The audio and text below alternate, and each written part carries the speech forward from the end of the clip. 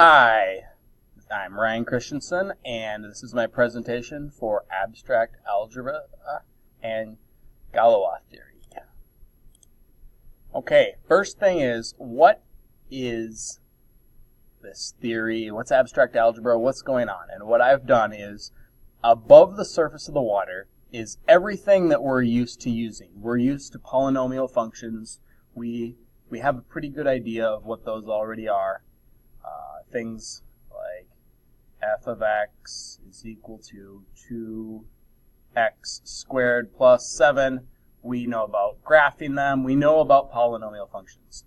Underneath the surface of the water is something we may not have used before, and these are these groups of numbers that we've got specified that are also the set of solutions of some polynomial things, or these groups of numbers that can generate other groups of numbers, and we can multiply different groups of numbers by different things.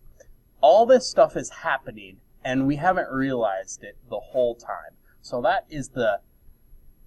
that's where I'm coming from in this presentation. What you know and you've seen in your algebra classes before, and what's going on underneath the surface.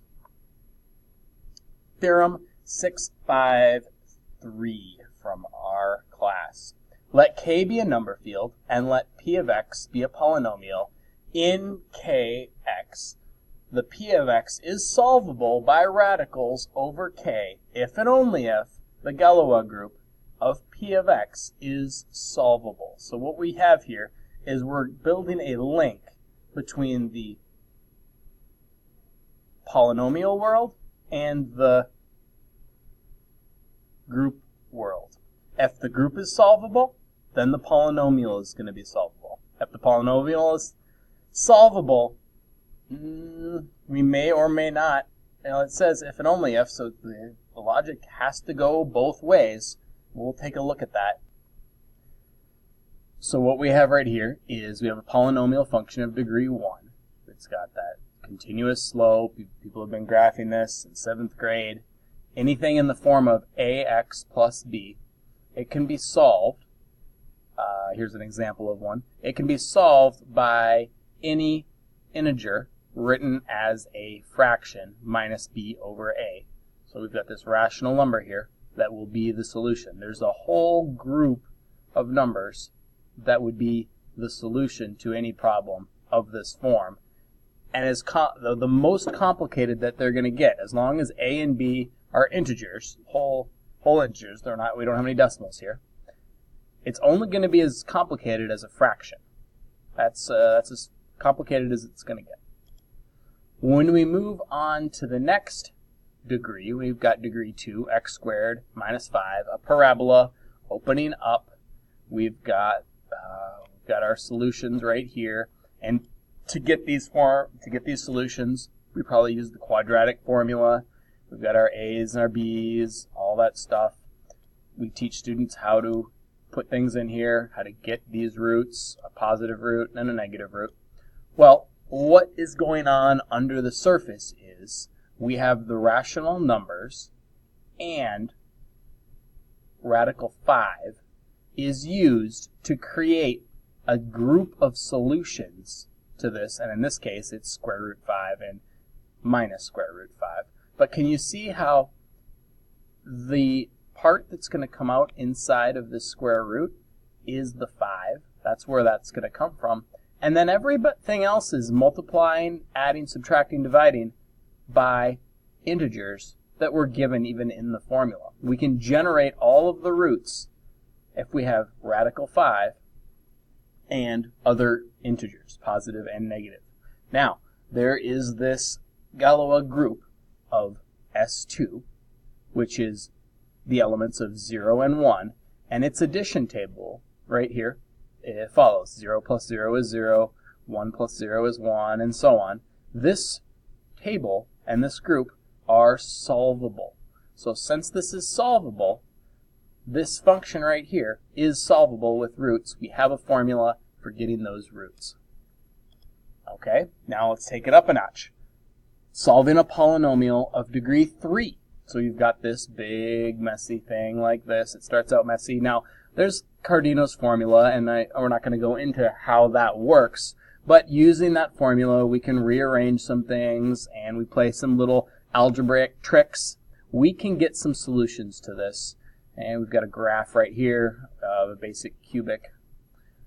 I took this one right here. I kept it a little simple here, but using the rationals, and the cube root of -5 is going to help us generate what we have here for solutions. So we have that along with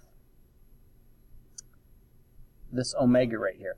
This is a cubic root of -1, and it's used to help us find the other solutions that are not rational. Now, I should point out here that this right here should probably just be the cube root of 5. And then this is what gets us our negative. So we have this solution right here. This one is, this is rational. This is our solution right here. Then we have these other solutions that are not solutions that are on our x-axis. These, we have a cube root of -1, and we have the negative cube root of 1 squared multiplying this. These two here are our non-real answers. Now, the group, this is a third power, so it's the group S3, which contains 0, 1, and 2, and this is its addition table. Since this group is solvable, we know that this formula up here can be broken down, and we can write it as we can write the roots as square roots or cube roots or whatnot. It's solvable. There is a way to do it. We can get it done. All right, going on to the fourth root. Now this is there's some messy math. If we've got something like this, there's some other algebraic things that you can use to rearrange a fourth power polynomial, and this is part of it. There's a whole bunch of things going on, and you get a bunch of plus minus answers and things like that. This one, I graphed a very basic one. We've got its graph right here. It appears it's going to have two real solutions there that they're on the number line. They're at least irrational answers, but we can find out where they're at.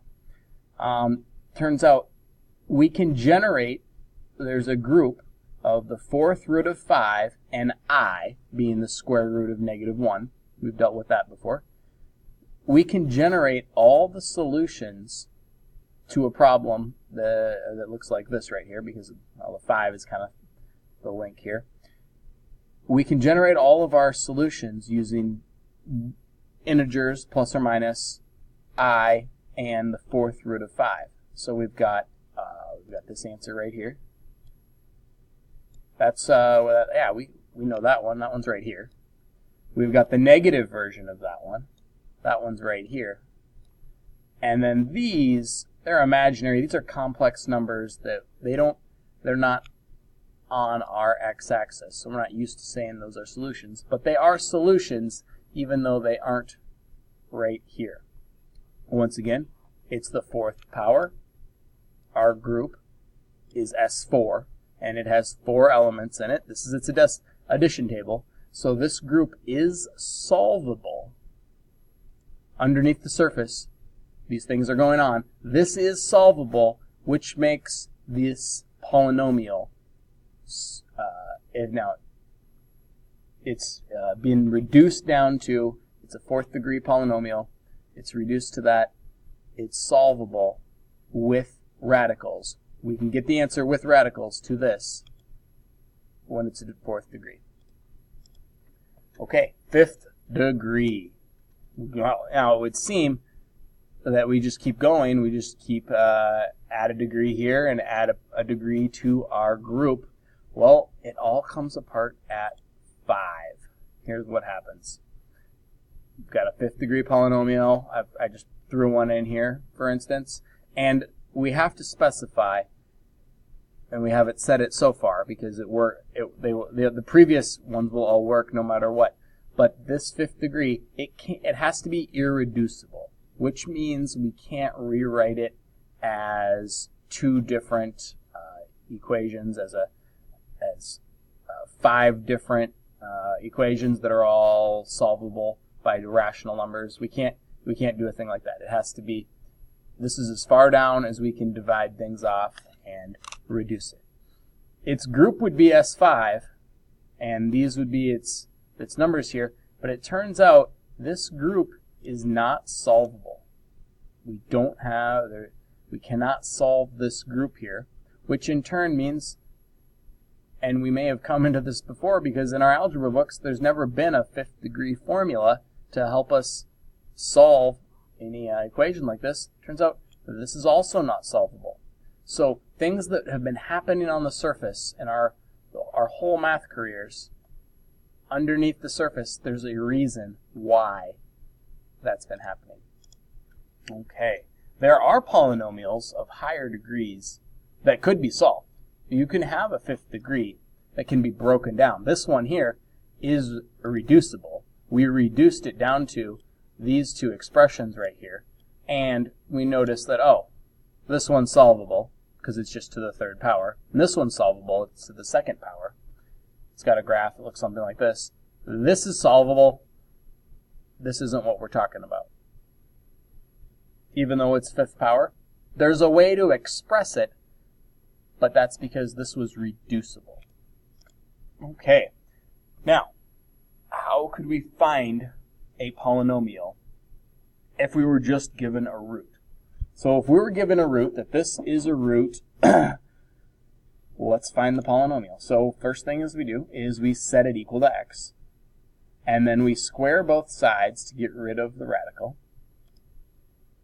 We then move the 4 over. It's kind of the reverse of everything we've been taught. We've been taught to get the x by itself. Now we're doing the exact opposite. We cube both sides. So now we've got a 3 here. And this side is all going to be cubed. We do a bunch of math. We're going to do all in one step here. We've got all this math, and we moved the 3 over. We now have a polynomial of the 6th degree. Turns out it looks like this. P of x is equal to 6x minus 12x to the 4th plus 48x squared minus 67. This formula here is of degree 6, which is higher than anything else that we've solved. And by the way, for 6, anything 5 and higher, we don't have a formula for. There's no formula that solves for every possible situation. All the other ones, it's like a machine. You can give it an equation and it can solve it. Once we get higher than 5 and 6, it's not necessarily solvable. This one, though, we can describe all 6 of its roots using radicals. And if you think about it, it's made up of a cube root, which if we just focused on this right here, this part's solvable. And then it's made up of a big square root, and that part is solvable. So you just use a little bit of your imagination that, yeah, there's probably a way that we could express this solution, the solutions to this polynomial, in radicals. Doesn't mean every single one is going to work. So don't be discouraged. You can solve polynomials that are much higher than 6, but not all of them. There's no general formula. All of this was made possible by the fundamental theorem of Galois theory. And there's a lot here. It's talking about how groups are inside of other groups, and these groups make up each other, and you've got these automorphisms of the unit elements and all these different things. Everything that we just went through, this fundamental theorem is what ties it all together. And this is something where I explained the parts that I understand well enough to explain. I'm still learning about how this theorem connects everything and connects all these groups. But this is the part that I feel that I could teach and explain to people. I hope you enjoyed it. I hope you learned something.